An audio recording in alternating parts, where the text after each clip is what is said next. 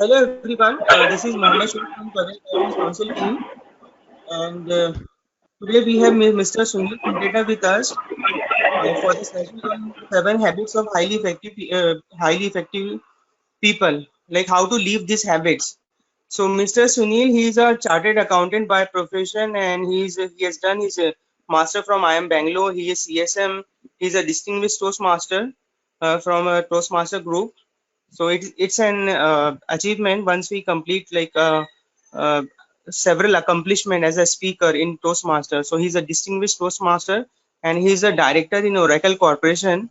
So today it's been an honor for CGC to have this such a distinguished speaker from Oracle Corporation. And Mr. Sunil has been with us for the last, I remember from last 8 to 9 years.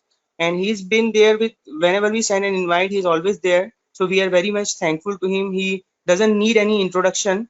And with this, I will hand over to Mr. Sunil.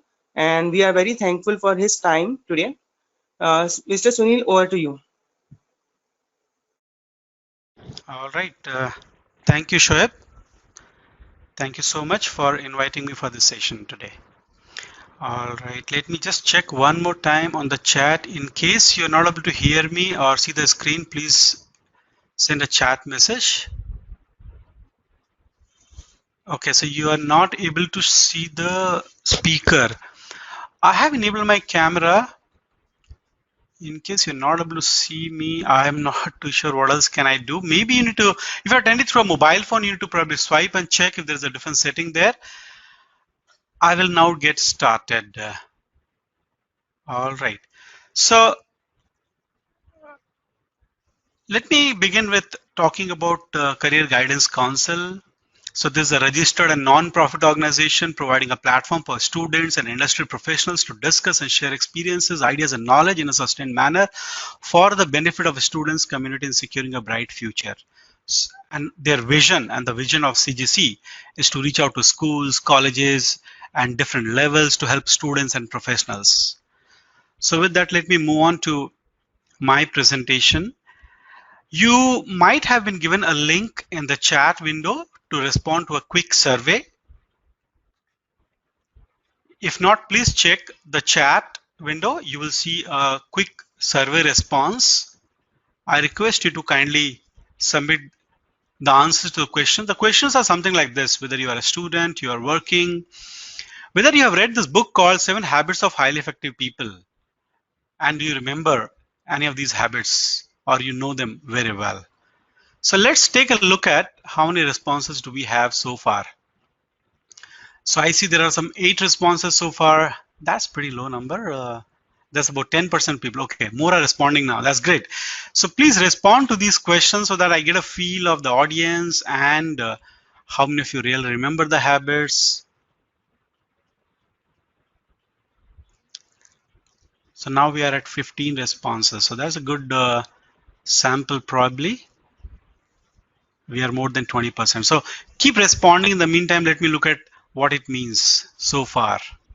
So what I see is that there are a majority of the people working with less than 5 years of experience.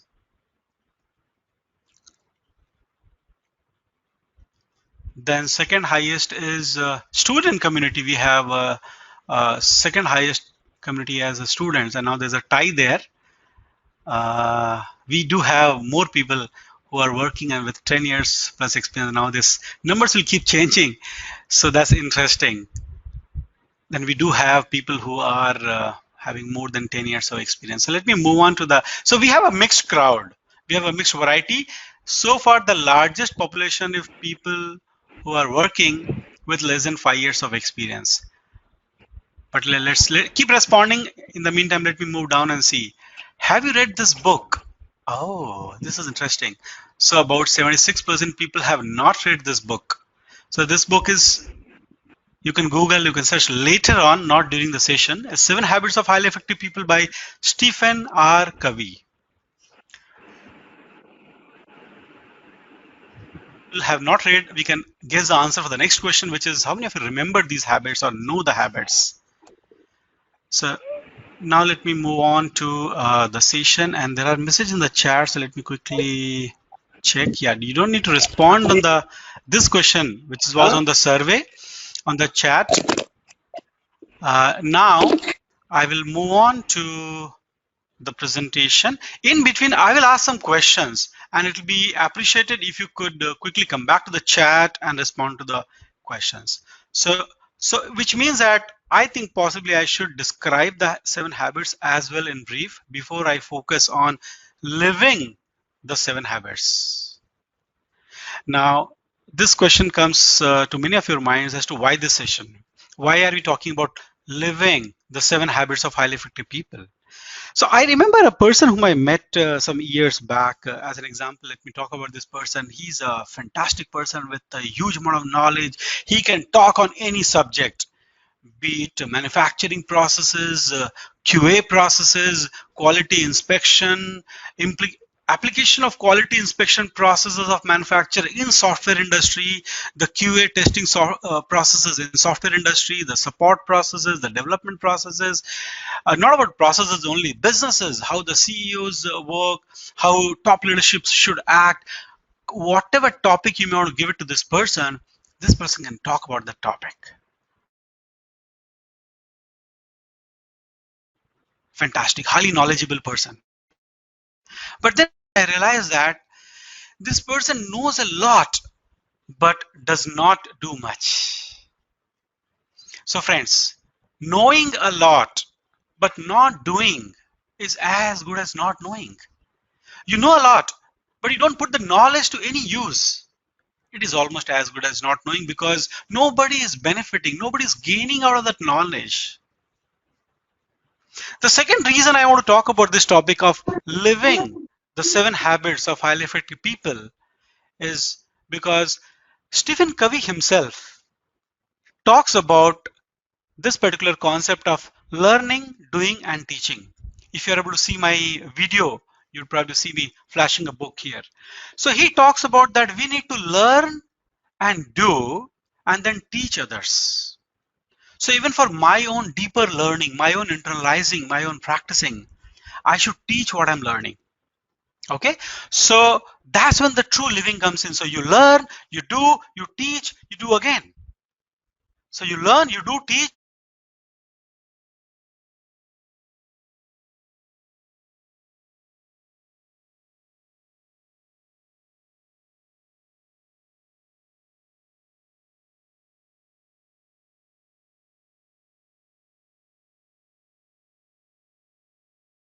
We are not able to hear you, Sunil.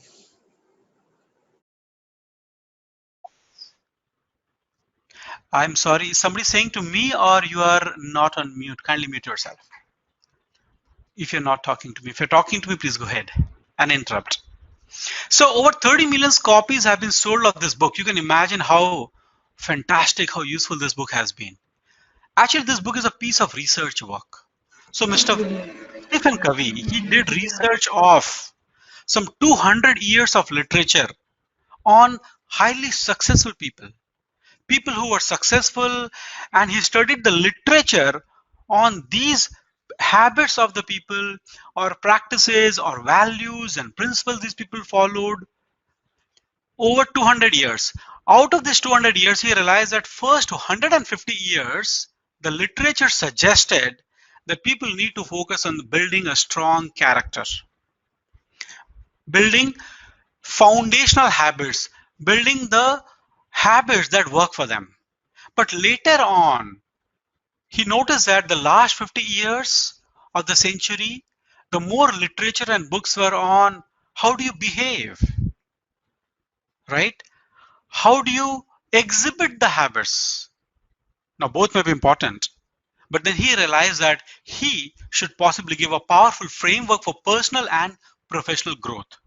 So friends, this book is actually a highly powerful framework for our own personal and professional growth. So before I move forward, let's talk about what is habit. So you may respond quickly on chat if you like to as to what do you think is habit. Now do not Google right now and try to respond. What comes to your mind when it talks about habit?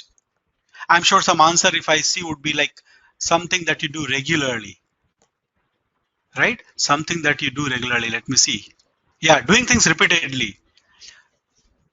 Okay, some of you are not able to hear me. Is it still a problem? You're not able to hear me? Should I check or are we good? Actually, Sunil, we are able to hear you clearly, very clearly, and we cannot see you. Yeah, I hear that you cannot see me. My camera is enabled, my video is enabled. The permission to go to meeting is granted to show my video. I don't know why it's not showing my video, but we will not right now, we will not try to fix the problem because I don't know whether I can really see. It shows that you are broadcasting. Let me check my camera again. It says, Yes, yes, yes. We can hear. We can see you now. Thank you okay, so this much. is wonderful. All right. So let me see the chat responses. So something that you keep doing regularly, set of activities we do and become part of our subconscious. Excellent. Very good responses.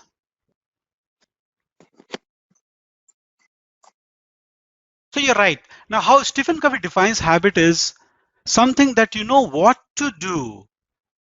Why should you do it? You have the knowledge and you have the skills. So you know what to do, you know how to do it, and something that you want to do it.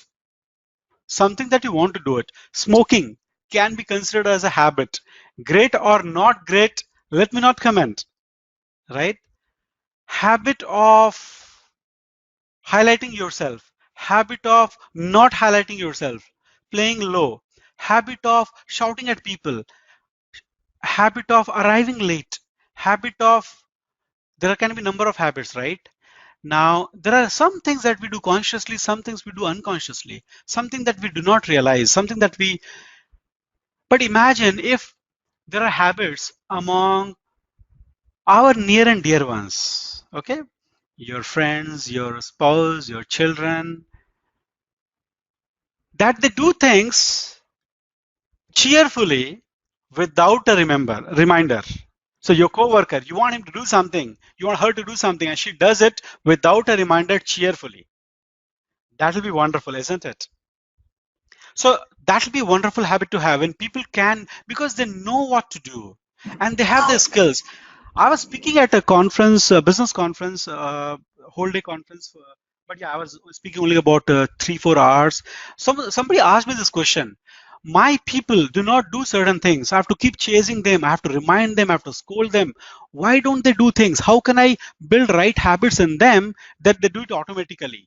So I asked them, are you 100% sure that they know what you want them to do? Have you shared the goals, the processes and actions very, very clearly? Are you sure that they have all the skills and they know how to do it? These two you may want to validate and reinforce, because a lot of times people are not sure what is it you're trying to achieve. At times they do not know how exactly should I do. That will be the most accurate thing to do. And sometimes they don't want to do it. So if this is a problem, it needs a different action. So each of these circles may need different set of actions if you want people to do certain things. I give this example of people, others, to make it easy for you. But it applies to you also. It applies to me also, right? So we have to check when we don't do certain things, which piece are we missing? So the habits are an overlap of knowledge, skill, and desire. All right, so quiz time. What do you see? I'm almost sure that you may be able to see a hat here or some ribbons from the hat. You're possibly seeing some pictures. So what kind of picture are you seeing? Do you see some women here, a lady? Let me see on the chat. Or do you want to unmute and speak up? Let's do this. Let's this time unmute and speak up. Do not unmute if there's a lot of background noise around you, around your place. I'm seeing a lady. You're seeing a lady, a young lady, an old lady, An old whatever, lady. a lady. I'm seeing One girl and one old lady. I can see a young lady. One girl, one young lady, okay?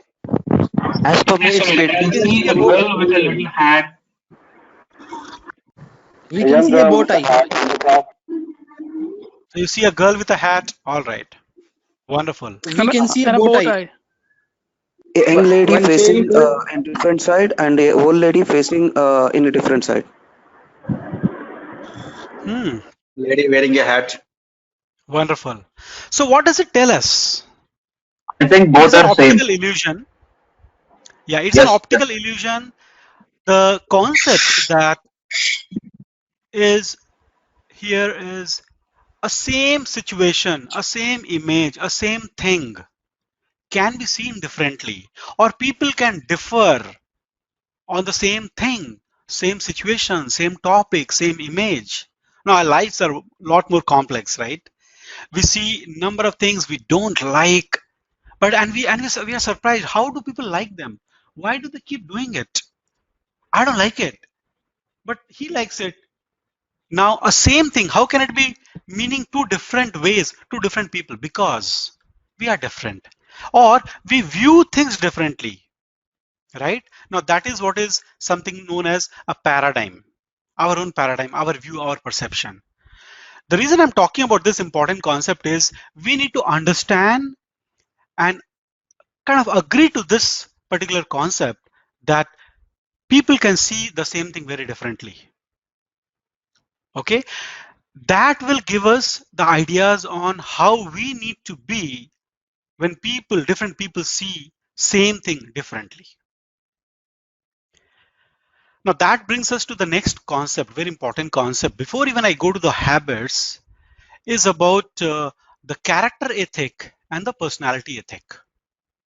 So what is a character ethic?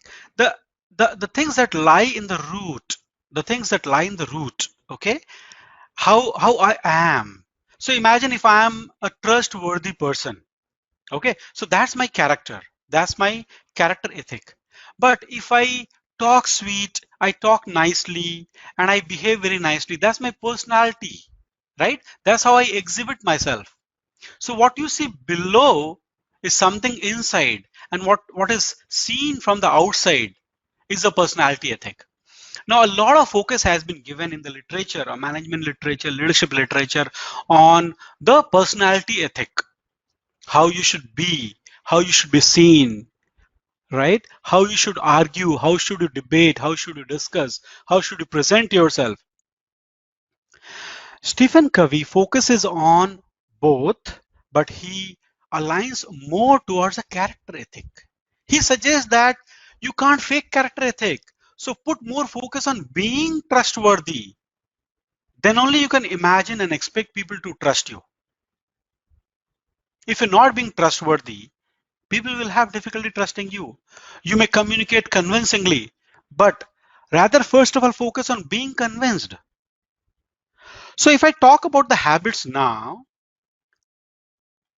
these first three habits are towards the root. They're foundational. They're very fundamental. Actually, all are foundational and fundamental, but these three are the character ethics. Okay, so I want all of you to quickly read through this and be on mute, but quickly read all the 7 habits while I take a sip of my morning tea.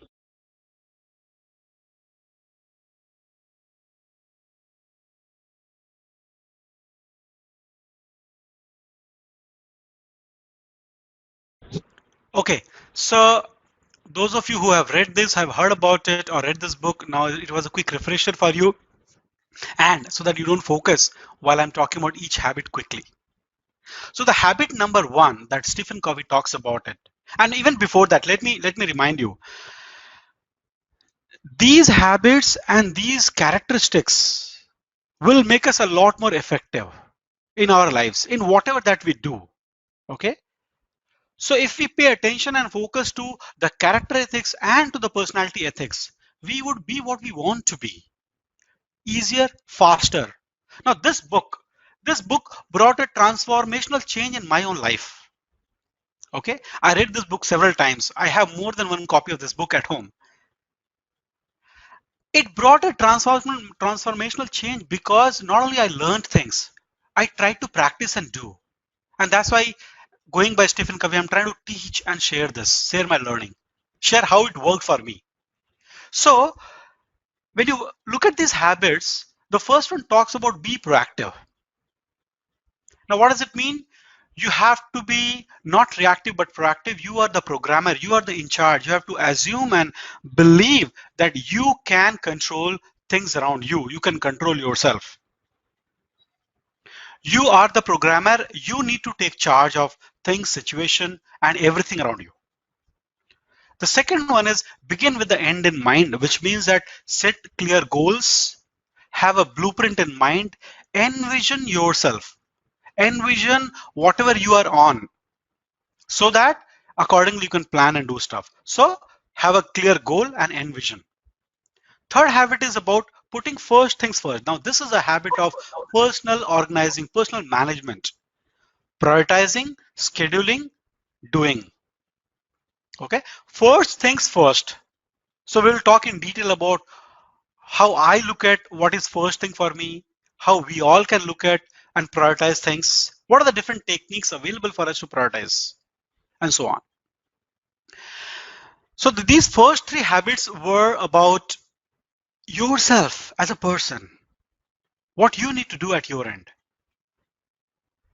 The habit number 4 is in context of others, where you're in a situation when you are dealing with others, you need to think win-win for the long term. Okay, how can I make sure that I win at the same times others also win, at least in the long run, if not for the short term for that particular moment. Actually for short and long run both, but I want to make it simpler and easier for you. So I'm saying that at least in the long run, how can I make sure that others also win? It's not only about me. It's about the team. It's about the family. It's about all of us. The next habit is about first, you have to understand and then be understood. And that's why we're going to have first me talking and then we will have the Q&A.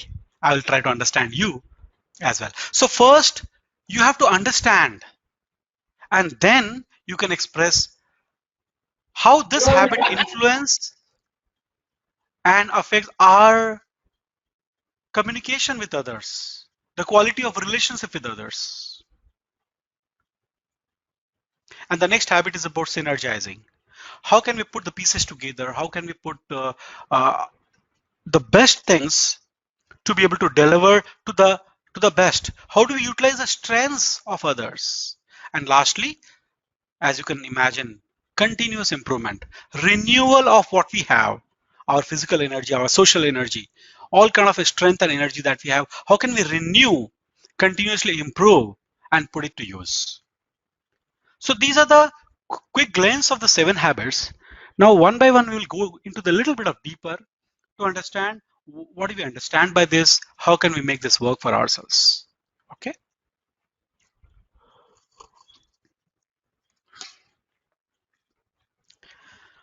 So as you can see, the first 3 habits are about managing oneself. And the next 3 are about leading others. And the last habit is about unleashing your potential. Okay. So we will look at it in a group of 3 as well. So what happens? The first one is about your own victory, your self victory, about overcoming yourself, overcoming your challenges, making sure that you deliver as you want. And then moving towards how can I lead a team? How can I lead others? And then finally, how can I achieve greatness?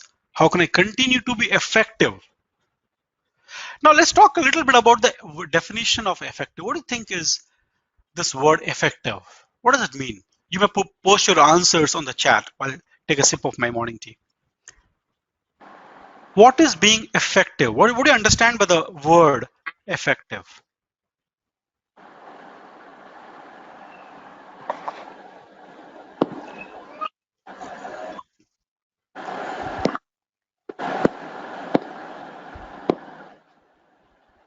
Useful Okay, make with an the impact.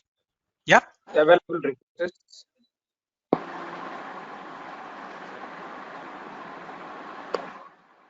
Okay, which can show result, being a person who can influence others, creating an impact, giving your best.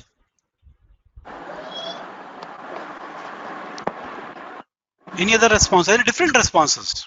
How do you define effective?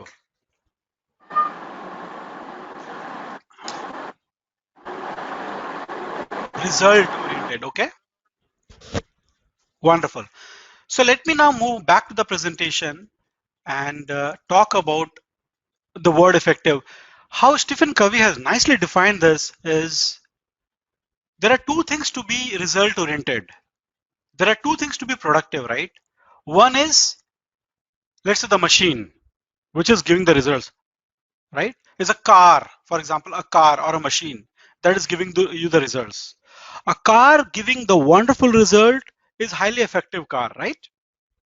But there are two parts of it, the car itself and the results you are getting out of the car. So you yourself and what kind of result are you getting out of yourself? Now you have to take care of both, right? You have to take care of both the car as well as the effectiveness that you are getting out of that car or a machine or the people or your team.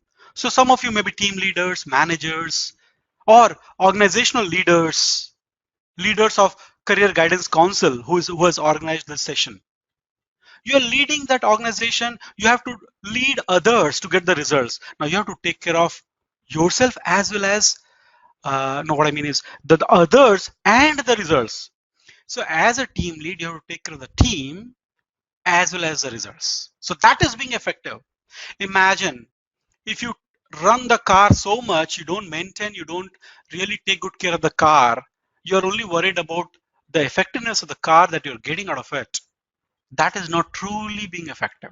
So the definition of effective is truly being effective with a sense of the production and the production capability, PNPC. All right. Now let's talk about the maturity continuum. One more finer concept before we go deeper into the habits. So we are born as a small little child and then we grow up as an adult. We are born dependent upon others. So we depend on others for several things. We depend on others for every other thing, right? Even after growing physically, we may depend on others. And then finally, we become interdependent. So these habits help you from becoming dependent to interdependent, and then independent to interdependent. This is a maturity continuum. This is the kind of maturity that we go through. All right. What it means for us at an individual level is, first we go through private victory. First we become independent. We don't have to depend on others socially, mentally, physically for our needs, for the execution of our tasks. So that's a private victory. We grow up a little bit, we become independent. We want to be independent. And then we realize that possibly we have to look towards public victory. How can we become interdependent? So for example, take an example of Career Guidance Council. They are doing a fantastic job in this community, in the society in Hyderabad and maybe even other places today in organizing sessions and providing guidance to students and professionals. And then the professionals who are members of Career Guidance Council, they are trying to provide inputs to others. So kind of interdependence for the community. Now at an individual level, we become independent is like a high performer. After a high performer, we want to become a team leader, a manager, a leader, right? And then as we grow, we want to make things interdependent so that a lot of things automatically move and we achieve the best result out of the strengths. Now the main core of what I wanted to talk about today. So good. We understand what are the habits and we remember, we Google and we know these are the 7 habits, be proactive, and then, begin with a goal or end in mind. But how do I really live with these habits? Because these habits are transformational. They can change my life. And friends, if I can, exaggerate a little bit or guarantee a little bit, I think those of you who have read this book completely and understood, if you have understood this book 100%, okay, and if you at least 50% apply what you have learned from this book, I guarantee 25% minimum positive change in your lives. Okay, so you have to learn, you have to do, you will see a change in your lives. But challenge could be, okay, how do I do it? So let's talk about it. And sometimes people have told us, be independent, Be proactive. You take care of yourself. You do stuff. You have to do this. But how do I do it all the time, naturally, cheerfully, automatically? How can I make it a habit? First thing is believe in these, that these are at the root level. Okay, the roots are, when the roots are stronger, automatically the fruits will be sweeter, or the tree will be stronger, right? So let's talk about the mindset we need to be more and more proactive or highly proactive. What kind of mindset do we need?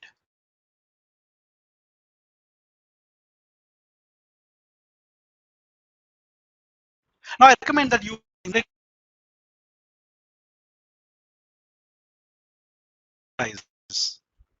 so think about it. Whenever I'm putting a question, what could be an answer? Scribble it, write it down on the notebook. So what kind of mindset do we need to be proactive? We need to have a mindset of responsibility. If something good happening around me or negative happening around me, bad happening around me, I think I am responsible, which means that I am capable of responding. I will respond. I will do something about it. I take charge. More importantly, we need to take responsibility for our reaction to the experiences. It's a very wonderful concept. So I always used to feel horrible in traffic. I drive and then somebody comes, cuts across, somebody overtakes in a wrong manner, bad manner, or all kind of things. I would feel bad. I would start fuming. I would feel terrible. It'll spoil my mood. And then I realized that no, the reaction is my responsibility. Okay, the reaction is my responsibility. The reaction is my I can choose my response. I am the programmer. I can take initiative. I can choose my reaction. Isn't it true? I can decide whether, imagine if I thought that, oh my God, this person is possibly in a hurry because somebody is not well at home, or this person is hurrying to a hospital. I always give side to the ambulance. Why? Why don't I bother about the ambulance overcutting me in a whatever way? Because I think, oh my God, they need to go faster than me. So I choose my response, my mood. So that's what this habit is all about. You can choose your action, you can choose your attitude and your mood. All right. So choose your. Okay, how do I remove this animation? Oops.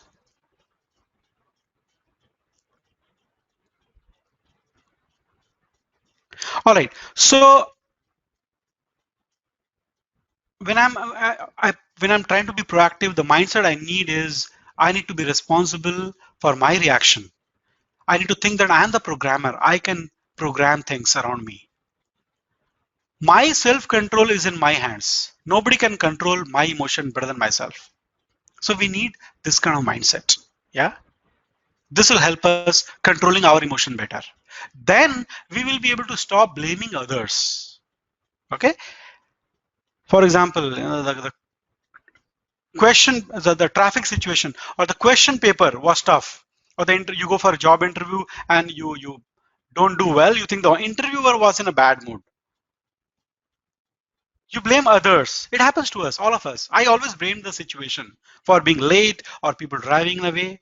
But I can choose my emotion. I could choose my action and attitude.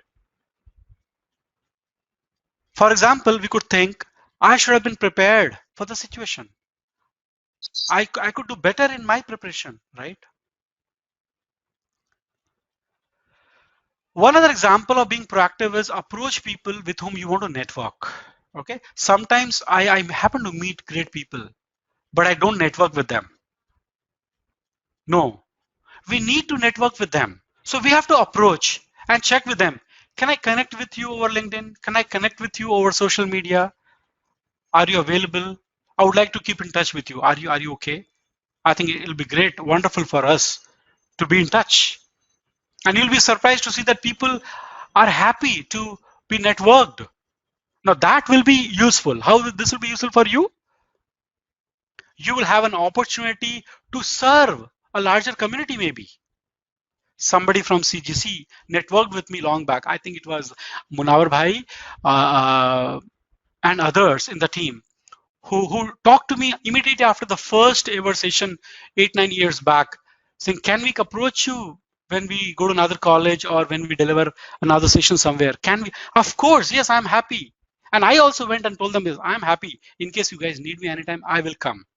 I may need some scheduling, not this month, next month, but I would love to come and help. So you get an opportunity to serve. And similarly, your network can help you as well. If I need an input, now I have a large network to go to, right? And it's a mutual thing. Do not always think that you want to network because you will gain. Start by thinking that once you network, you will have an opportunity to serve. So I recommend you go ahead, network with people, follow. You click the follow button on LinkedIn for people and companies. This will help you. This will give you a lot of inputs. It will keep giving you a lot of inputs regularly when you visit LinkedIn because you follow the right things. Like I follow hundreds of IT companies in the country and outside. And LinkedIn keeps pushing me a lot of good inputs. So I'm trying to be proactive towards what I will need. I come across great articles, great stories. I happen to know more. And also when you're proactive, you can prevent a conflict. So one of the suggestion I have for all of you, especially the people who are newer in the job and actually for all, sometimes you have to complain, right? You have to protest. You have to say, okay, I don't like this. I'm getting some feedback. I'm getting some feedback. Can you hear me or is somebody not on mute? So let me continue. When you want to complain, complain in a neutral voice. Okay, reduce your emotion, take out the emotion and complain in a very neutral voice. It'll be great if you can make it more constructive. It could have been better if it was this way. Or can we do it this way? I see some value in it. So you are complaining possibly, but in a very positive tone. I think that is being proactive towards the consequences that may come. Okay? That will help you to be the part of the solution, not the problem. So there are hundreds of problems we see. Now, for example, the other day I went down in my apartment to pick up the grocery from the vendor who came for delivery. So we don't allow them to come to the door. They come to the main gate of the society complex and I have to walk down to the place and pick it up. And I saw this person was not wearing a mask. And I could have complained with a very emotional voice. This is utter nonsense. You guys are not even wearing masks. What kind of a service are you giving? I could have had a very emotional complaint. Or rather, I could say, hey, why don't you wear a mask? It'll be good for you. It'll be good for me. It's good for everyone. I think you really need to wear a mask. So I'm suggesting a solution for a problem. So I'm not too much talking about the problem, not too much worried about the problem. I'm focusing on the solution. So as part of this habit, I wanted to highlight and share some of the practices, some of the habits that I think people can follow to be more and more proactive.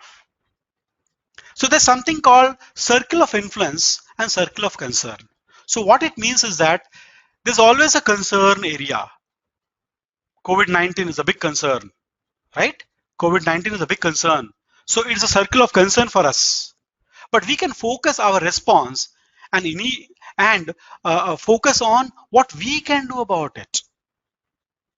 Okay, so which means that I can wear a mask all the time. Whenever I step out from home, I can keep washing my hands whenever I should, I must, etc. So you know a lot of those steps to be done. So that way I expand my influence. I become more and more in control. That is the habit of being the programmer. That's how you are able to focus on the solution side.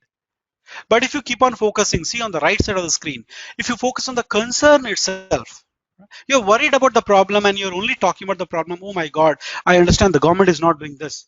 I understand these people messed up there and so on. So you're only increasing the circle of concern.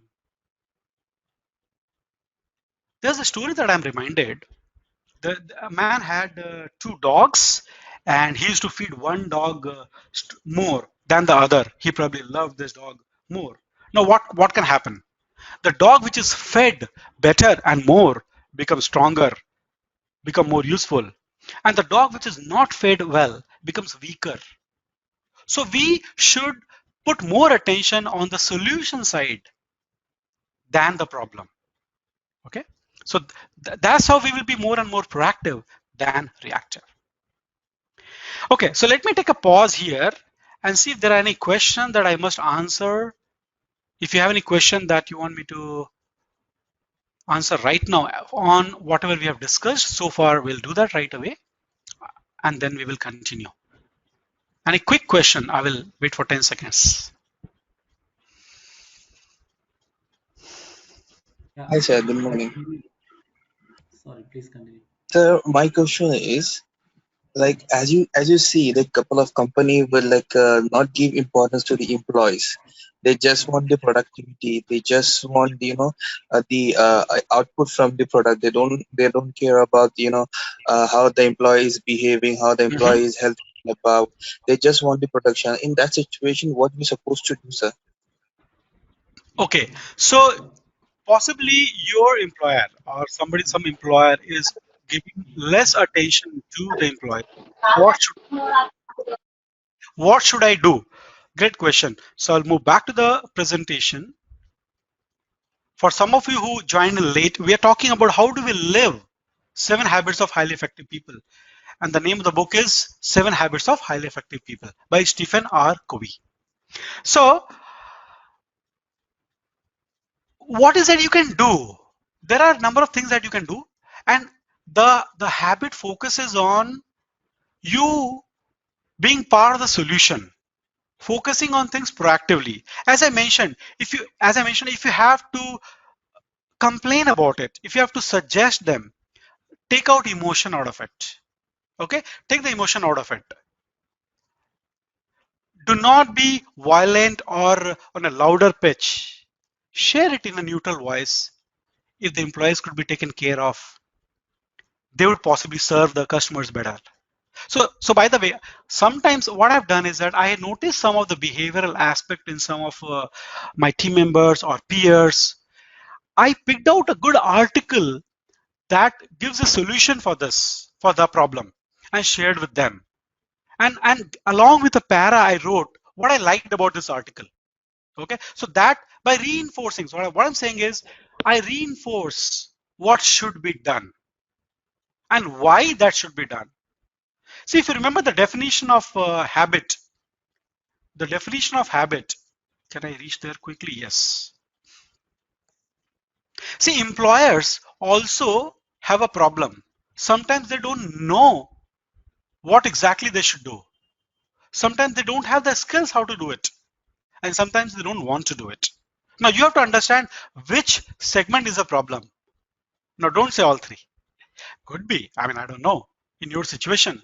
But sometimes, say for example, newer managers. Now I'm not trying to put it on newer managers, but several times I've seen that the newer managers do not have all the skills how to deal effectively with the employee, how to deal effectively with the team member so that I get things done, is mutual win. Maybe they have not gone through the 7 habits material well. So they don't know. They'll end up doing something that you don't want them to do. So maybe if you can, you cannot educate them, right? Sometimes you can, sometimes not. At least share it with them in a way which makes them realize, which helps them to realize that how this will help. In fact, Stephen Covey himself says that treat your employees as you would want them to treat the best customers. Okay, you must treat your employees in such a way as you would want them to treat your best customers. So in the future habits, you will see a little more about it. How do we think win-win? All right, so let me move on to the next habit here. Begin with the end in mind. So what does it mean? It means that we need to envision what we want in future. Okay, who you would want to be. How do you want to be remembered? Think about it for a minute. What kind of a person you would want to be?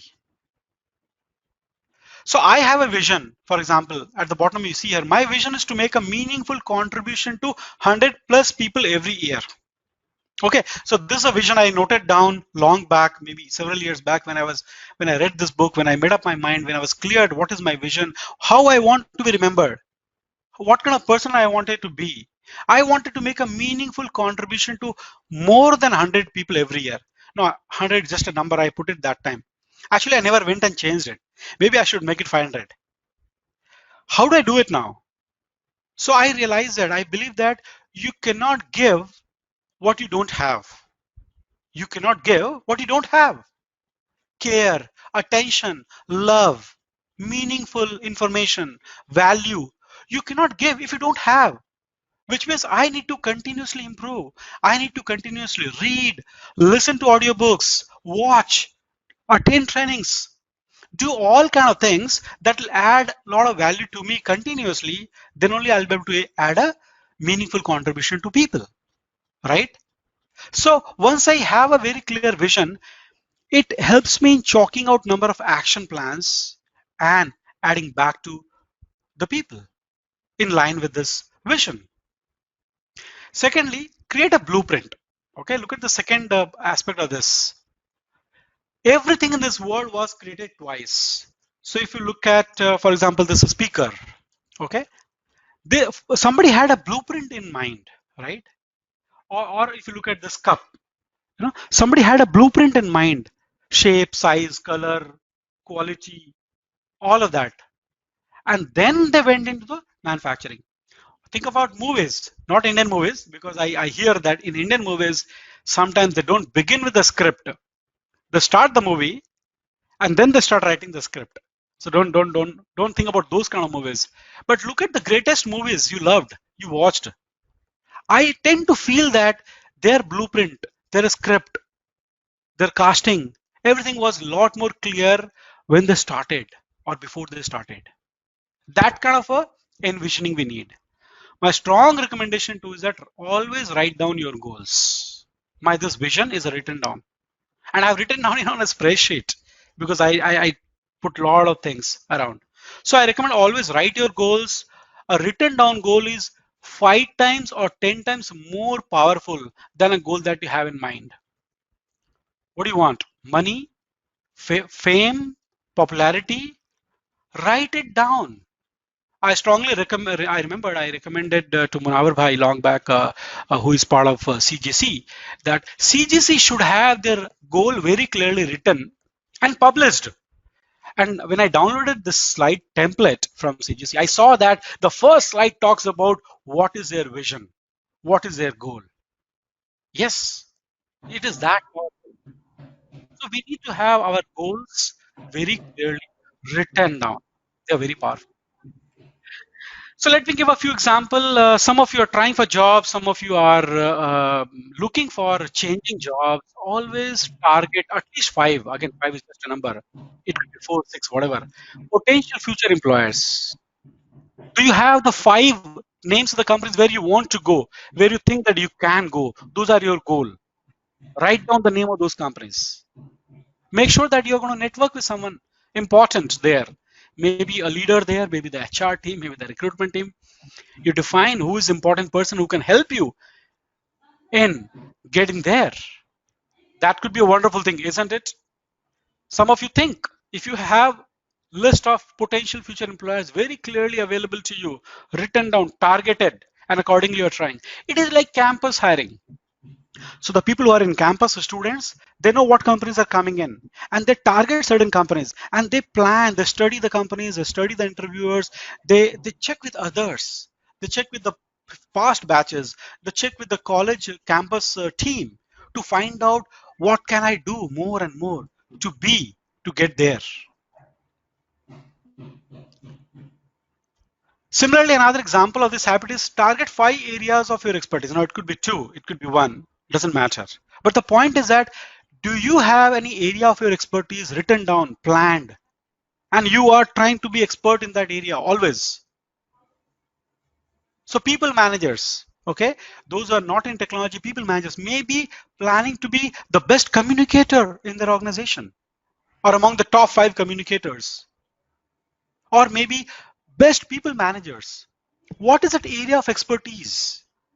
Convincing ability to the customers, handling customers, turning around situation. What area do you have for soft skill side? Maybe in technology you can have whatever makes sense to you in the field you are in the upcoming technologies. Are you reading something regularly, whether it's cloud computing, whether it's AI,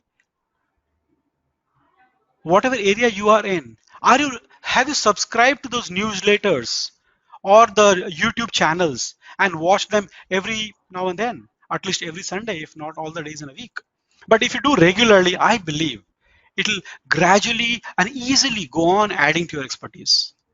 So I think we need to have some of these goal set and practices in place, which will definitely help us.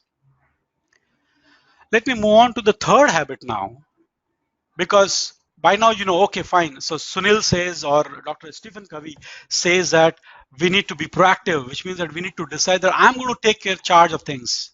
I need to set my goals. Now, thing is that, can I really do it? So here is a habit, and you should check, where do we spend our maximum time? Do we spend time on urgent things or important things, or on both? Or maybe none of these.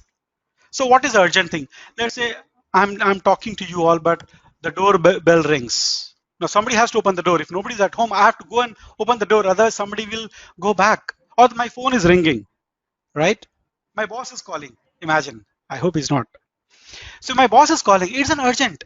I have to spend time on that. I have to take care of it, right? But if my boss is saying that respond to me on something, it may not be urgent. It may be very important. It may not be urgent that I have to do it now on top priority. I can plan and schedule it. Okay. So studying on the day before examination. Yeah, it's an urgent thing. You better do it. Right? Or preparing before the interview. Maybe very, very important and urgent. You should do it.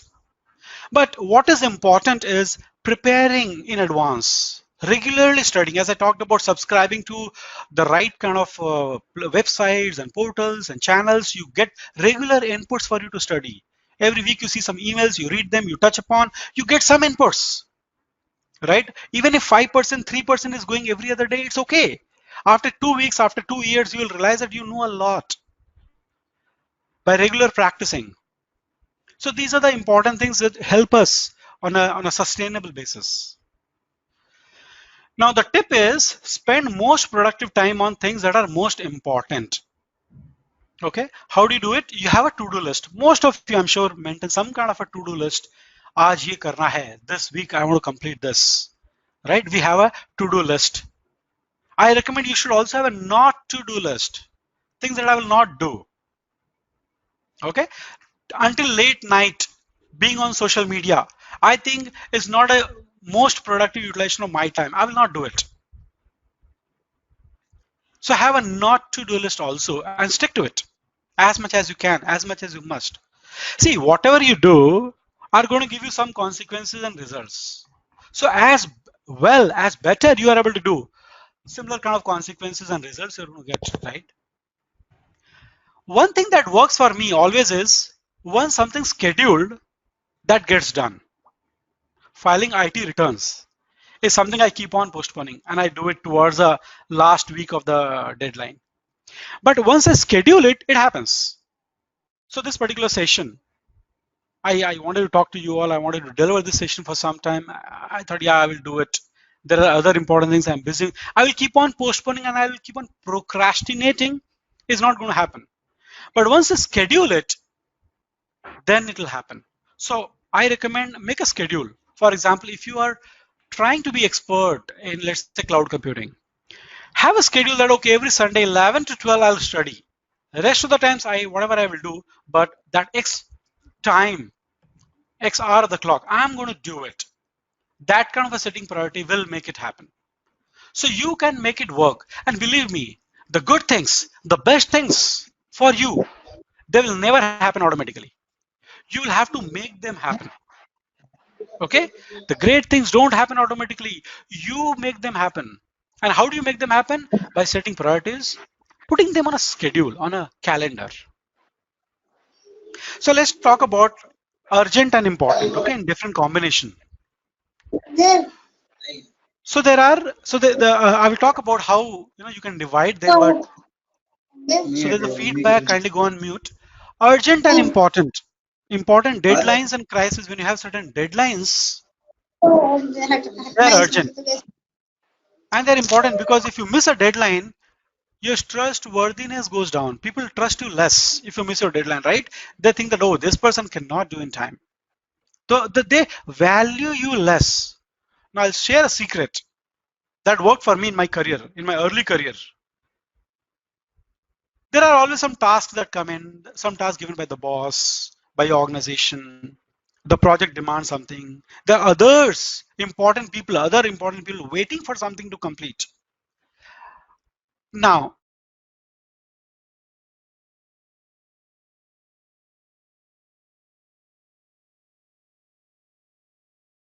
any task may take 1 hour, 2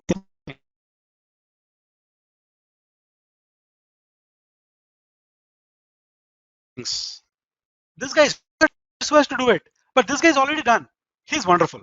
Now I gain a positive influence, positive impact already because I do that item first and then I continue to do my other items.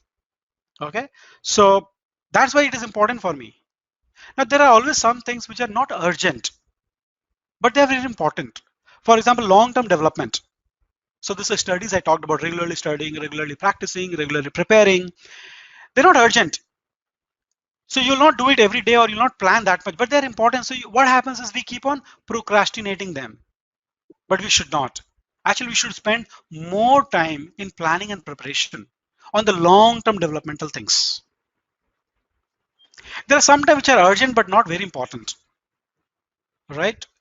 So there are, some bunch of mangoes which are spoiled, rotten. Now you have to throw them. If you don't throw them, they're going to smell. So it's urgent. It may not be that important. Somebody else can possibly do it. So you could delegate that. So what kind of task you must delegate, which are to be done, but not that important. So any distractions, there are deadlines. By so and so time, it must be done. But they're not very important. You should try to delegate. There are some type of tasks that are not urgent and they're not important. Okay, they're neither urgent nor important. You should try to get rid of them. Remove the task itself. How? It depends. But completely get rid of that task so that nobody has to do it. So this is where, process improvement tools like Six Sigma or Lean can be very, very handy and useful.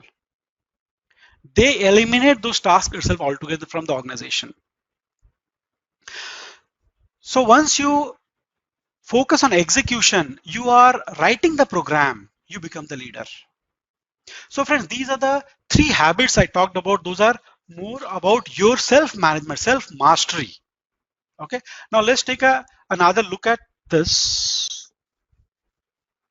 Let's take a look at this.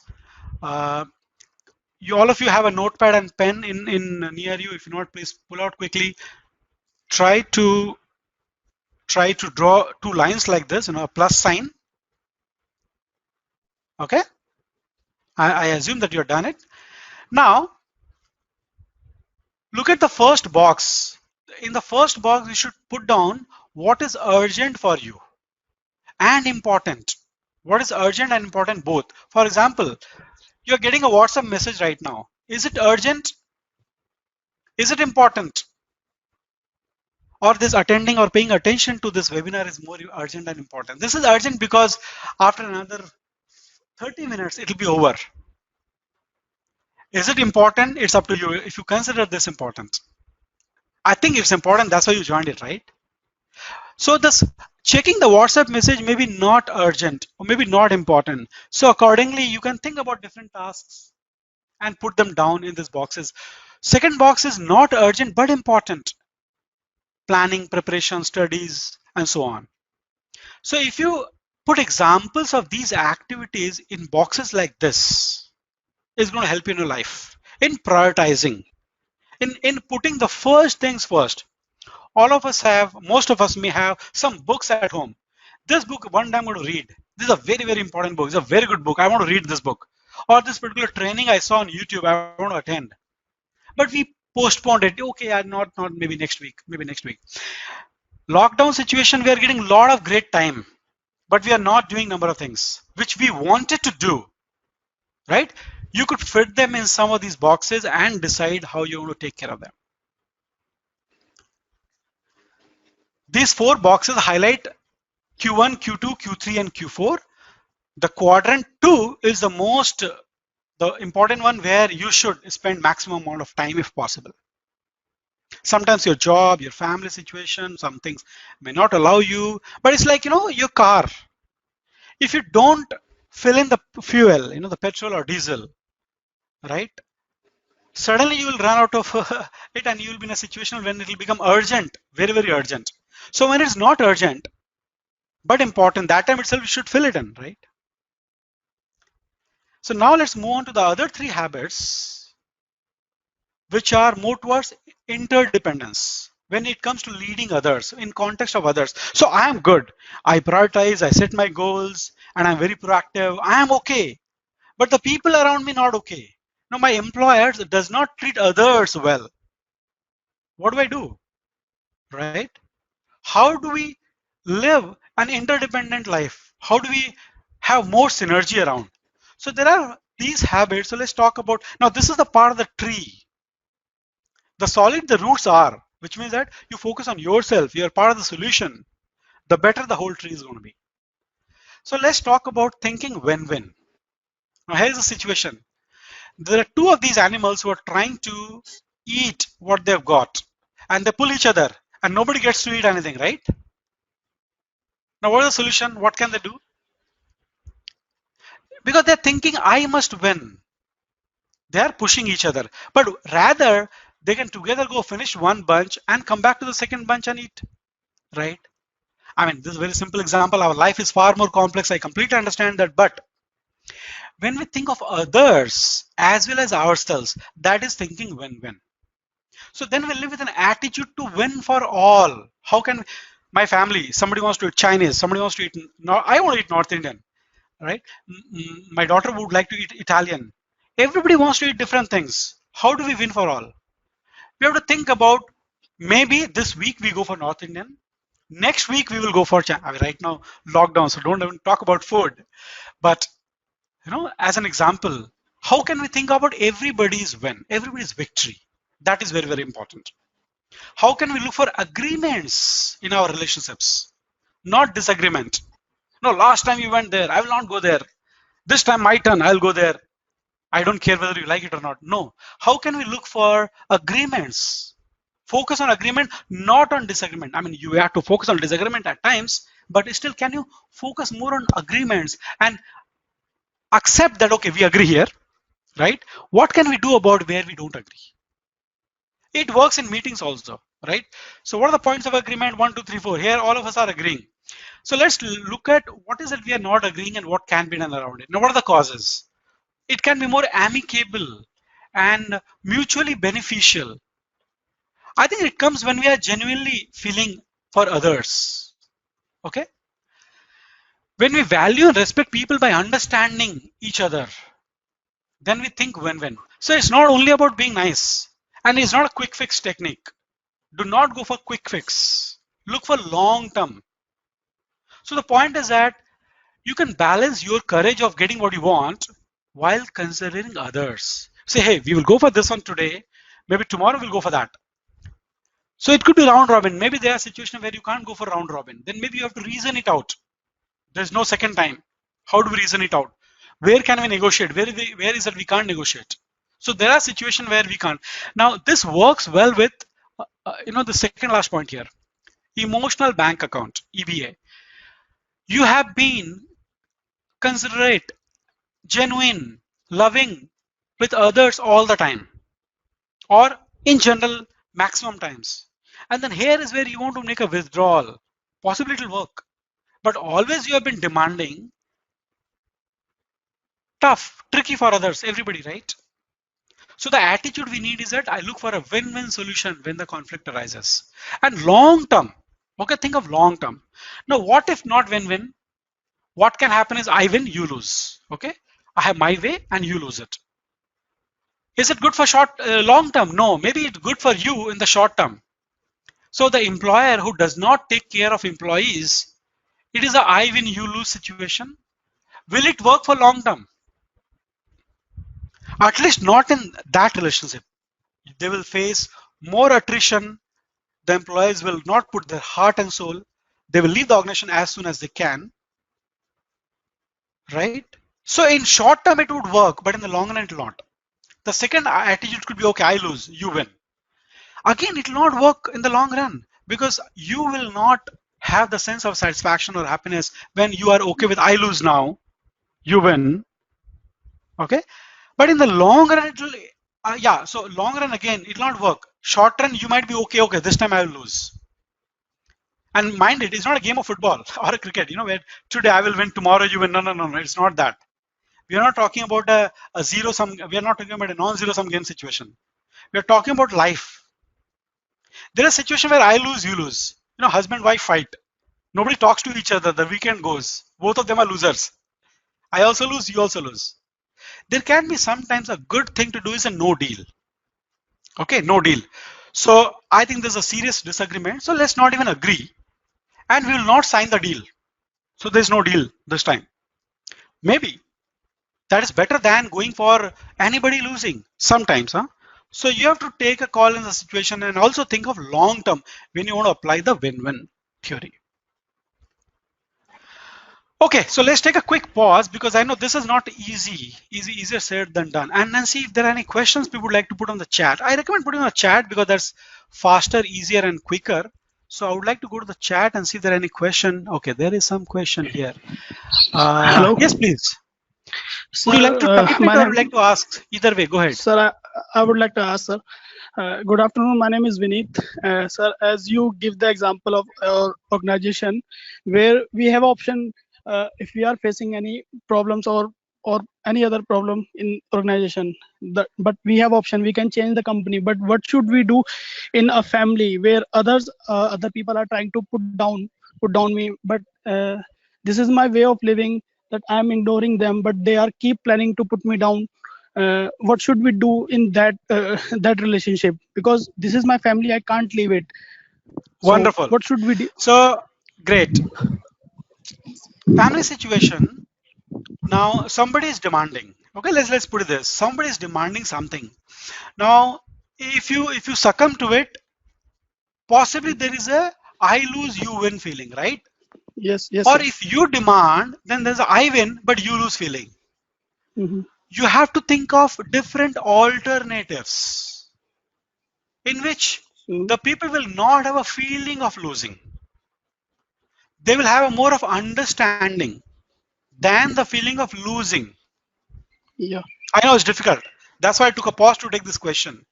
But imagine, okay, can we at least understand why we cannot go out today? So let's say, a small little daughter, she wants to go out, you don't let her go out, lockdown situation, she thinks that she's lost it. So the family wins, she's losing it. I'm trying to simplify it in the interest of time. But if you can reason it out and explain why this is important, why this has to be done, and there has been an emotional bank account all through, there's a context to it. You have been proactive. You have not been showing off attitude, or any of us, right? So in a family situation where other principles are followed, see, these principles do not possibly work all the time in standalone fashion. You have to have other things also in place. You're talking about public victory or family victory, right? A family working in coordination. And so there are a number of things that has to be in place first. Secondly, we have to choose our response, and that's how we'll drive right consequence. Okay, so in short, I will stop here. I will move on. I'll come back to more Q&A at the end now because we have like 15 minutes left. 3 more habits I'll quickly complete and then we'll talk more questions. Seek first to understand, then to be understood. So as you see, Life is, yeah, I'm reminded of, my mother and her friend. Sometimes I saw they used to come and sit and start talking, and I used to say overlapping talk happening. Both of them talking together simultaneously. Now I used to wonder who is listening to whom, right? So that's tricky. So what would happen is you would have a dissatisfaction of not being understood, and the other person also will have the same feeling. So what we can do, first we can seek to understand. Okay, you explain and reiterate. Okay, this is what I understood. Is it okay? Is it correct? Is it how I should understand this?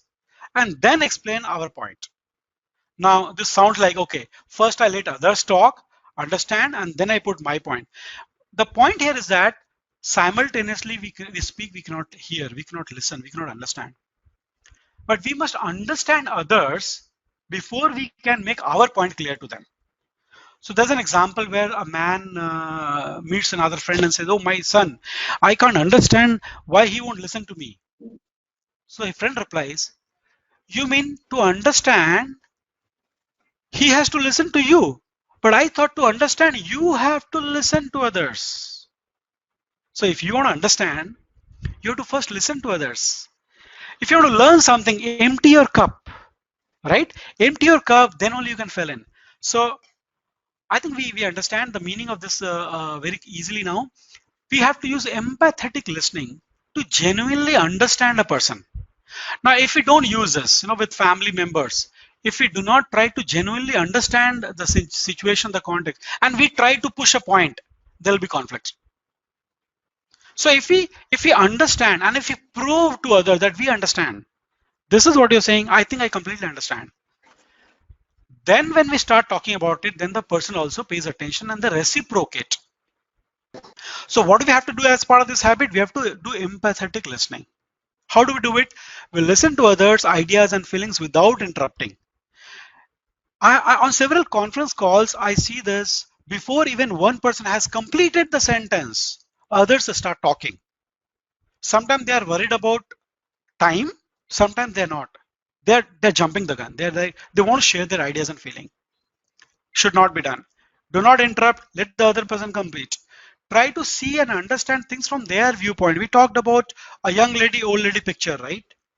So if you have to discuss with somebody and make the person understand, no, this picture is like this. You may have to understand, okay, why do you feel this way? Tell me more. What makes you think so? So you have to listen with ears, eyes, and heart. Then you have a synergistic listening happening in the family or in the group or in the team. But if you only want to tell our points and think that people don't listen, I'm telling, but people don't listen, they don't understand. Possibly the challenge is other way around. We have not understood why they think that way. So what is the gain of doing this way? It sounds like I have to listen to others. What is the gain? It creates more room for discussion, okay, and less for arguments. When we listen to each other, then people can be calm, patient, and explain. So then there can be discussion than arguing.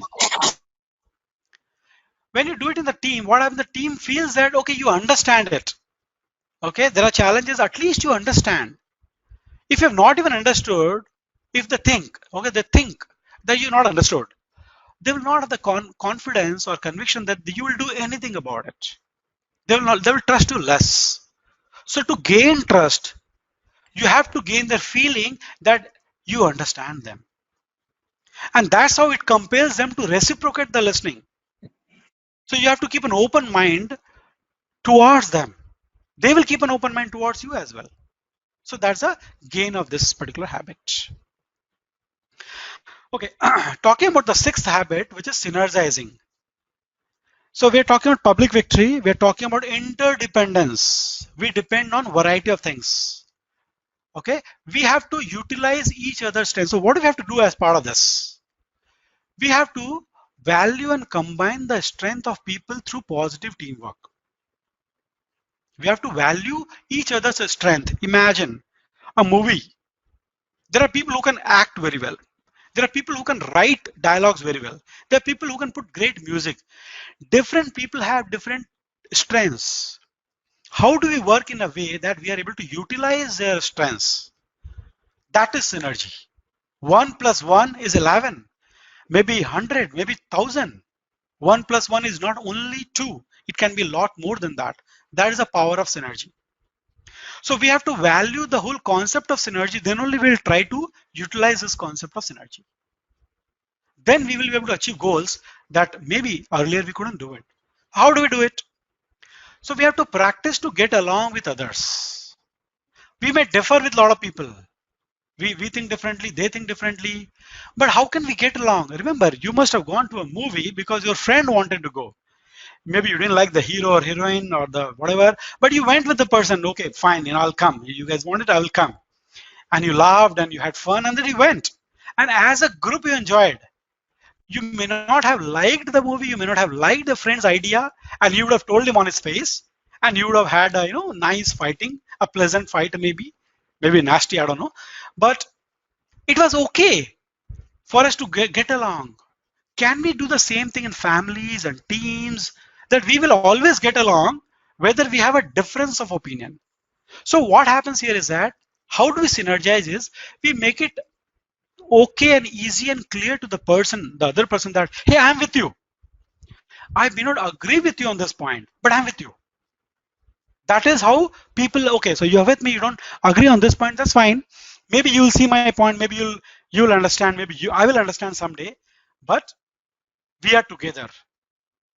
So in this context, we have to seek out other people idea, and that's how we solve problem and create better solution.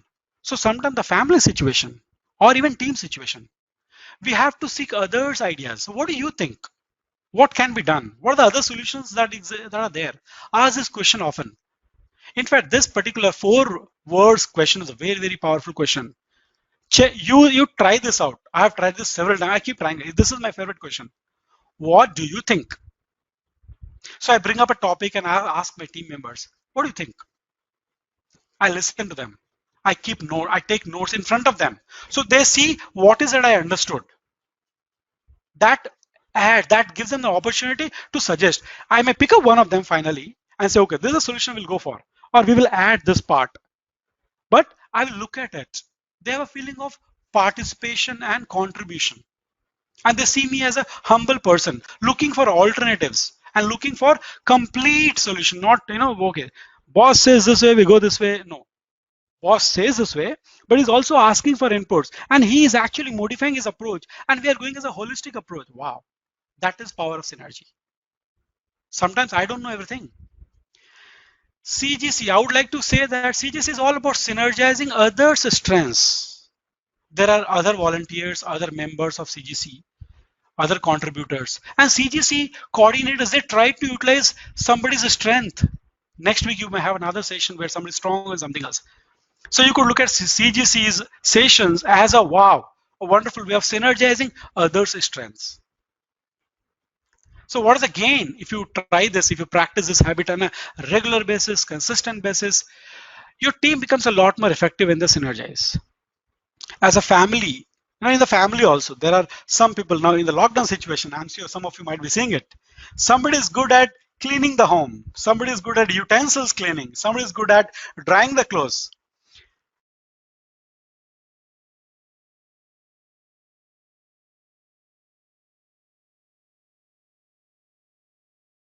And if they're yourself in this kind of situation and contributing to the family. Now imagine you're not doing anything and you're only you have delegated everything completely. Nothing is important, nothing is urgent for you. Everything is delegated. Others are doing it. That's not synergy. We have to contribute. It's one family. Maybe you're focused on something else, earning money, maybe. Okay, there's a time divided and fine. This is synergy, but make sure that there is a synergy and is understood as a synergy. Yep. And the last habit, as you can imagine, what it is sharpening the sauce. So there are 4 levels, physical level, mental level, spiritual level, and social emotional level. So we have to do exercises, yoga, gym, whatever that works for you, good food, particularly in this time. So I am able to contribute because physically I'm fit. If I'm unwell, how can I contribute? I cannot. I need to pay focus on the mental energy, reading, visualizing, planning, writing. Similarly, socially, I should be well connected. We are all social animals, right? We have to be connected with people. So there are old friends you never called for a long time, calling them up, keeping in touch, right? Giving an empathetic listening, socially and emotionally being connected with each other, and finally even spiritual. Who am I? Why am I on this planet? What am I doing? Clarifying yourself spiritually and doing the right things, using the power of prayers. So we need to balance all parts, the body, the brain or the intellect, the mental energy, our heart, what we feel, and even the spiritual side. We have to balance all of these and renew each part. Okay. Some of us like to play games, playing table tennis or badminton or snooker, playing something that energizes us. Delivering the session could be renewing my own resource, my own energy. It is important for us to renew, recharge our batteries, because that will give us a sustainable and long-term effective lifestyle. And through all these habits, we are talking about long-term and effective lifestyle, right? So we need to make sure that, excuse me, we need to make sure that we work on renewal of body. We allocate some time, and maybe the most productive time is important time. So body, for example, I do 7 to 8 yoga every day. Decided, frozen, schedule, nothing doing. Even on Skype now with my group I'm doing. Okay, so body, by eating right, exercising, getting sleep. After 11 I'm not available. I sleep because I have to get up by 6 to do yoga at 7, right? I always sleep definitely by 11. Having these kind of habit to take care of your body will help you in taking care of your intellect, reading good stuff, spending time with family and friends. And then finally, using the power of meditation or prayer and service to society. That's the kind of being spiritual, isn't it? I see Career Guidance Council as delivering a wonderful service to the society. When I was some of your age, as a student, I never had this opportunity to listening to these sessions, understanding, taking perspective. It was not available to us. Nobody guided me on how do I write my resume, how do I search for a job, how can I get connected, and blah, blah, blah. Career Guidance Council, CGC, is doing that kind of a service. It's wonderful, isn't it? I'm thankful to Munawar, Shoaib, and others who are contributing to this. One other example, yeah, so we talked about these examples, but one could be for sharpening the saw, you could be attending some regularly training programs, maybe YouTube, maybe webinars. My favorite one of them is Coursera. There are paid courses, there are unpaid courses. There are moocs.org, there are several free, massive online courses available. You could possibly look at if that helps you. The gain is that you will know more than others. And those of you who have heard me before, I talk about this. You need to know more than others. You need to do more than others. And that's when you will probably gain more than others. So from the deep learning, you'll have the fantastic growth. So this habit, when do I do it? After 1, 2, 3, 4, 5, 6? No, all the time. This is to be done all the time, continuously. So if you look at the first 3 habits, they're part of the private victory, self-mastery. Okay? Be proactive. Begin with the end in mind. What is the goal? What are you looking at? How do I prioritize? And then the other 3 are public victory. How do I practice thinking win-win? I know it's quite challenging, very difficult, but how do I still do it? What are the tips and techniques? But the challenge with tips and techniques is that it may work with one person, may not work with another one, because there are context and situation to it. How do I understand others before I be understood? Synergizing.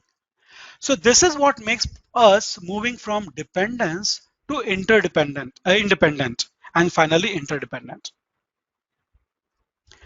All right, so now is when we will take more questions. So let me see what questions have you got on the chat. Okay, my voice is breaking a lot. It could be my network or your network. I have no idea. I wish I could do anything at the moment. I'll not be able to help.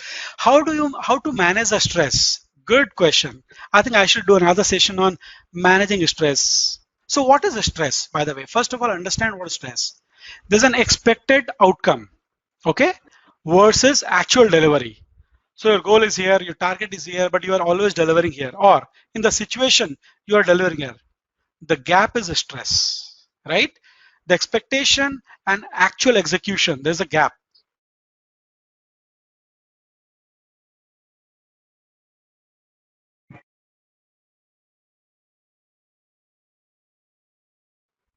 And of course, so in the current situation, for example, our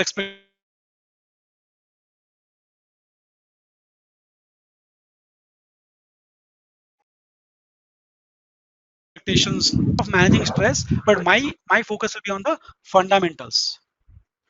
What is foundational? What is at the principal level that can help you more than just a tip or a technique?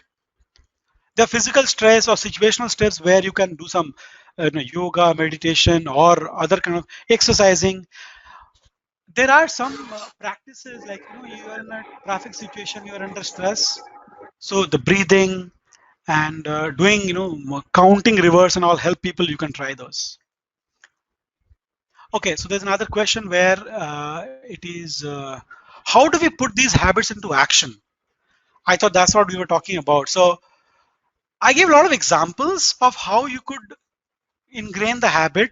I recommend you to read more about these habits, watch videos on these habits, and think and write down how you can do it.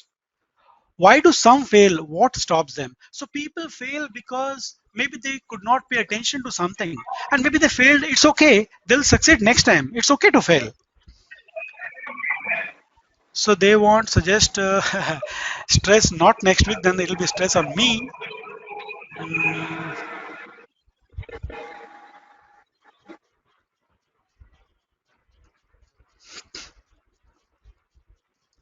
I'm looking for more question here. Let me see. Uh, Hi, sir. As I am working in one of the corporate, and even though I'm giving my 100%, the people who do bread and butter kind of thing, they get more opportunity. The person who is doing the job 100%. So in that situation, what we supposed to do, sir? I'm sorry, I'm not able to understand the question. Could you please type it in the chat? I will take it from the chat. Okay, let me go to the chat here. So as per proactiveness, if I act upon that, people take advantage. People give more work. Yes. So where is the disadvantage? If you can manage that work and you are more productive, it's good for you. But if you are being used, if people are using you, it's a I lose, you win situation. It will not help in the long run. So that you have to make it clear. So you have to inform them that I think you're giving me more than I should do. Okay? In an unemotional, no emotion, no loud voice, you have to inform them. Create that emotional bank account with them where they understand you and you understand them. Build that understanding. Once a while is a good idea to do more work. I do more work because I believe when I do more, I know more and I gain more. But in your situation, if that's not the case, you have to inform others. You have to push back at times, but don't be aggressive, be assertive. Win-win situation, but even see actually, sorry, I'm not clear with the question. Kindly put your question clearly. As per Sir, hello, you can hear me? You can hear me? but I would request you to kindly write down the question in the chat. It'll be faster. If I act Yeah. upon that, people take advantage, give more work. We talked about it. Yeah, so there's a feedback form you can fill in. Kindly fill in the feedback so that we can improve and we can help you further. How to be focused? I think there's a good question. How to be focused? So have your priority is very clear. And the reason why this is a priority, be very clear.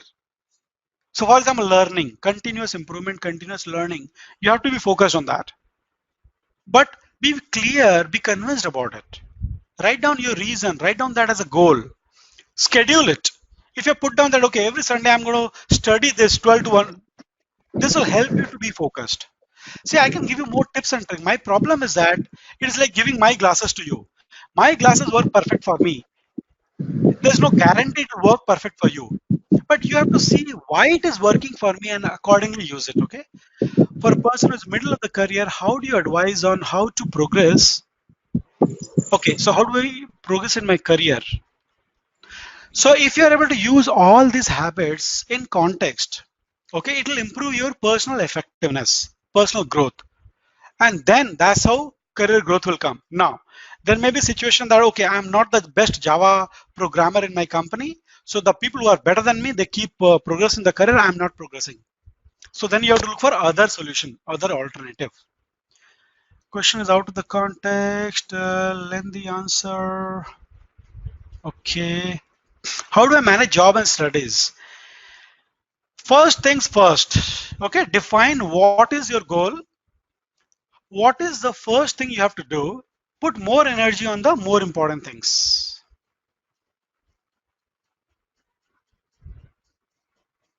My line manager still is unhappy. So I'm doing my best. My line manager is unhappy. So you need to probably understand and ask him what will be good. What is that can be done? You have to understand your manager first. Then make him understand on what you think will work. We do our work very well, but still management give importance to the people who do corporate politics. Okay, so this is a very different subject. What is corporate politics? What is not? See, if some people are faking, some people fake, they can be successful in the short run, not in the long run.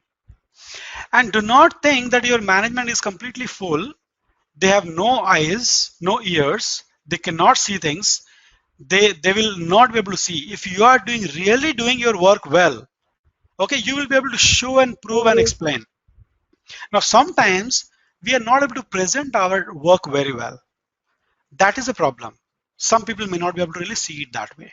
So we have to master the art of presenting our work well, sharing about our work and selling our work well.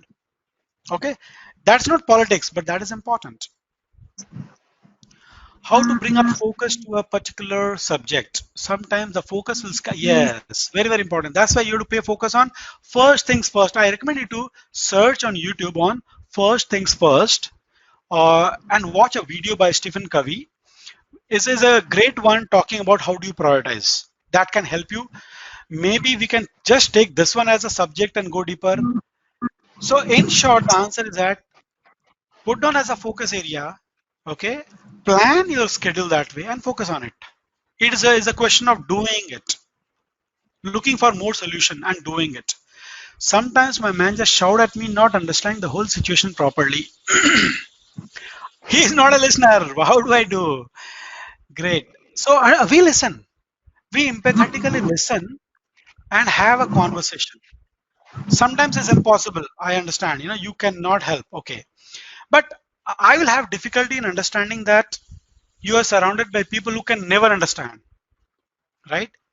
You figure out, maybe tell the person that I want a one-on-one time with you where I can explain 5 things.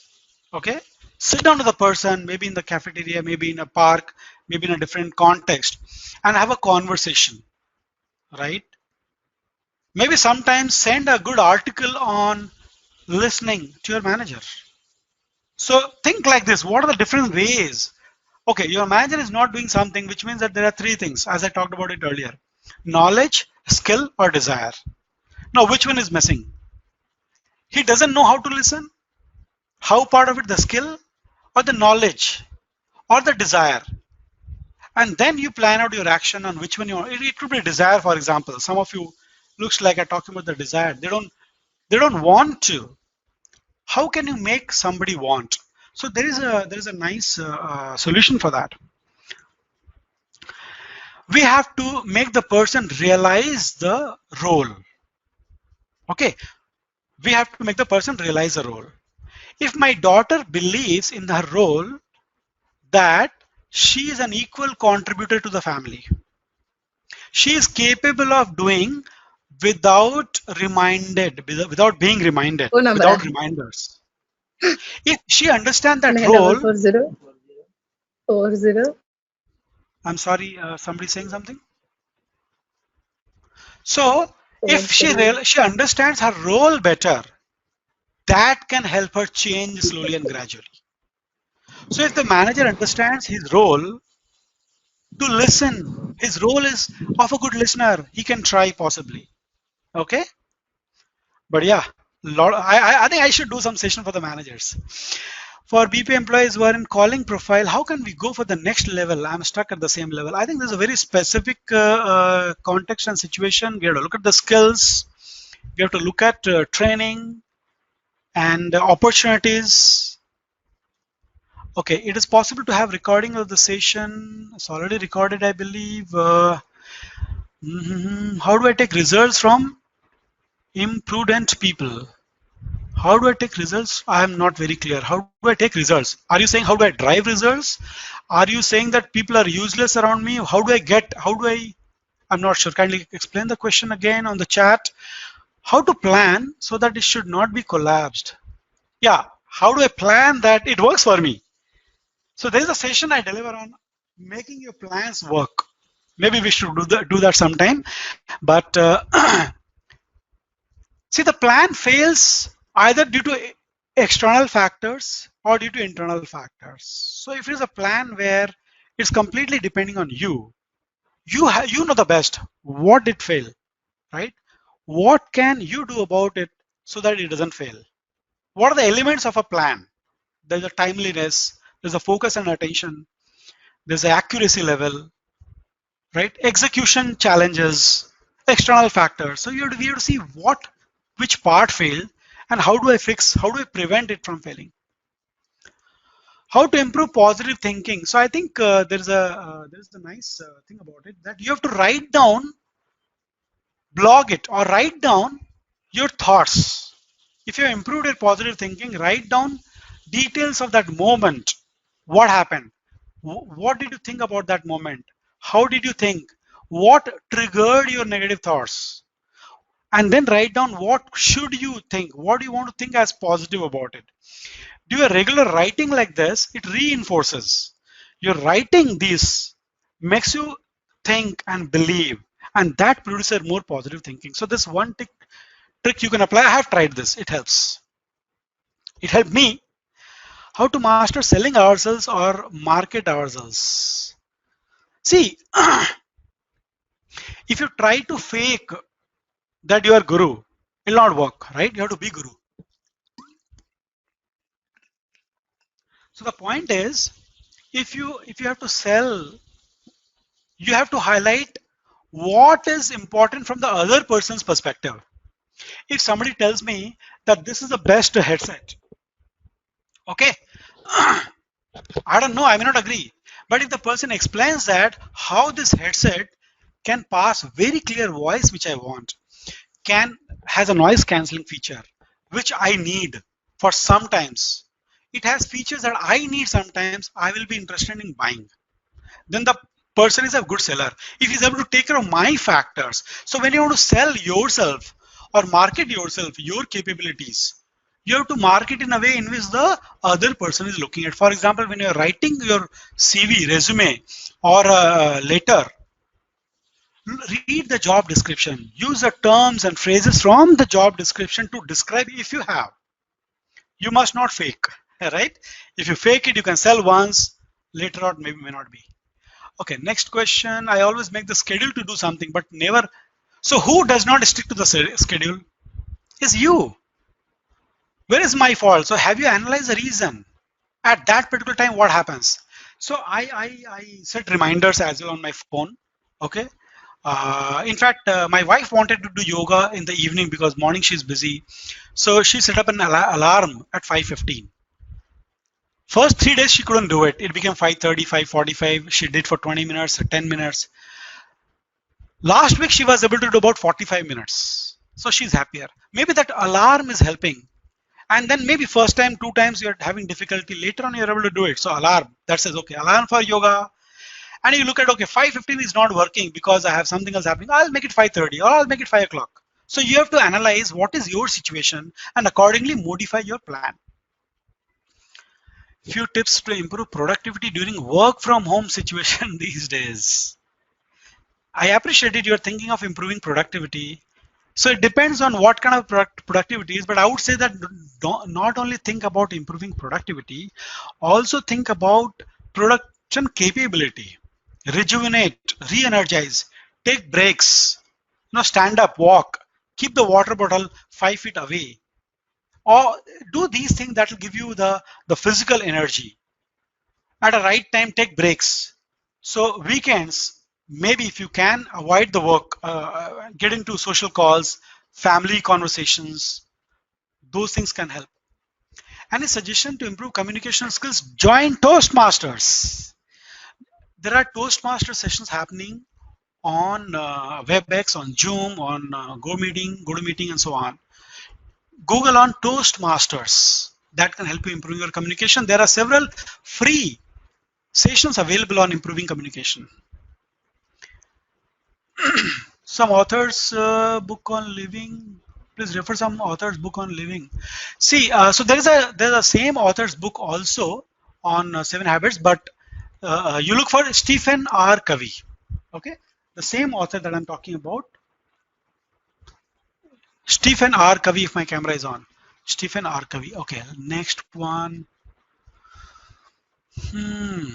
Thank you for your appreciation. You may want to fill in the feedback so that we know how we could improve. How to master to speak up what you're thinking exactly. So, two things. One is think clearly. Okay, think clearly. Then you can communicate, speak clearly. Second thing is, how do I speak up? Right? It comes with the confidence. The confidence comes with the knowledge and skill. So work on the knowledge level. Your speaking up will anyway improve. Please fill the feedback part. Yeah, so session is over. In case you're getting late for something, you may leave the session. I will continue to answer the questions. This is the benefit of online session. You know, I'm not holding the audience, but I can go on answering the question as much as I can. Some questions are such where I'll need a lot of time to explain. So I'm trying to keep it short, give a short answer and then move. Yeah. Kindly bear with me. We would like to know what kind of topics you want us to plan in future. All right, Shoaib, we will connect on that. But you can suggest, all of you can suggest topics to Shoaib. He can build the list. I can go and pick up the topic of my interest and the area where I think I can add value.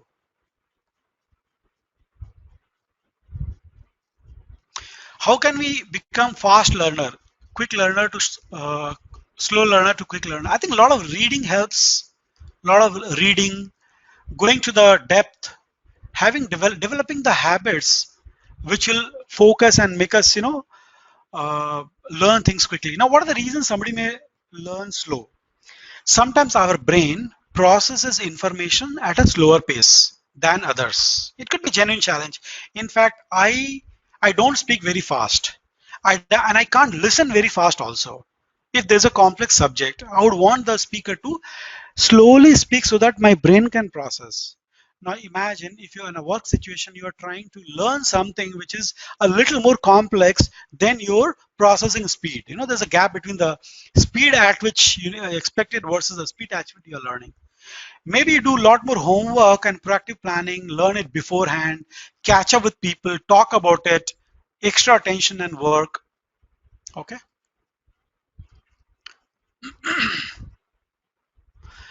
I've been part of a team where I've told my manager I will be eventually given the post of a data scientist and I will create a software engineer. In 10 months, nothing changed. I couldn't do as much as I can do, but I couldn't stick to contributing to more software piling up. I reported about the time situation and replied I should work in 30% capacity. Told that not me. Everyone will get what they want in life. I just nodded my head and left. The main point joining the team was to get more do work. Not happening. So what is the question here? Sir, what is the question here? So question is possibly, I didn't get what I was promised. I didn't get what I deserve, right? What do I do? If that is a question, okay, I assume that is a question. There's a specific situation. Now see, there's a situation that somebody is cheating with you. Somebody is fooling you around, right? I'm reminded of a friend who told me once, hey Sunil, if you're cheated once, it's the other person's problem. If you're cheated twice, it's your problem. So if somebody is cheating me again and again, it's my problem. So I have to fix it. If somebody cheated me once, it's that person's problem. That person cheated me. So one, we can proactively imagine that these things can happen. Somebody may promise and may not fulfill. So should I believe in everything that somebody promises? That's my problem. So next time I'm not going to believe. Now somebody says that you have to work at 130% capacity. So, okay, you find out if you really want that designation, that will get you to the 130% of productivity. Maybe you don't want it. Maybe, is it a promise? Okay, what's the definition of 130% capacity? Can it be defined? Is it something that can be defined?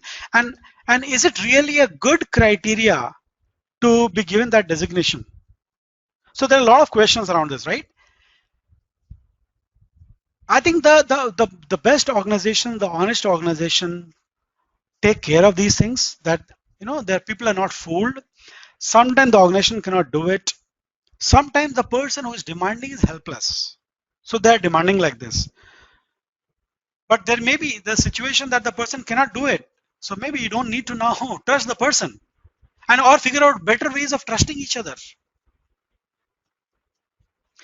We dealt with this question earlier. We'll publish session YouTube channel. All right.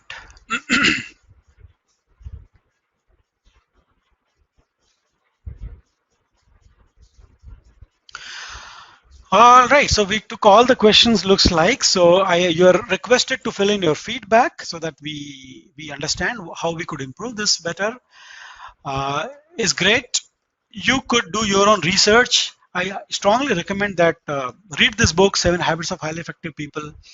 I am sharing this teaching because Stephen Covey suggests that you need to learn, you need to do, and teach others. That's how you learn the most, and that's what I'm doing. Thank you very much. If you have any further questions, maybe some other day we will deal with it. Yeah, Sunil, thank you very much, Munawar here.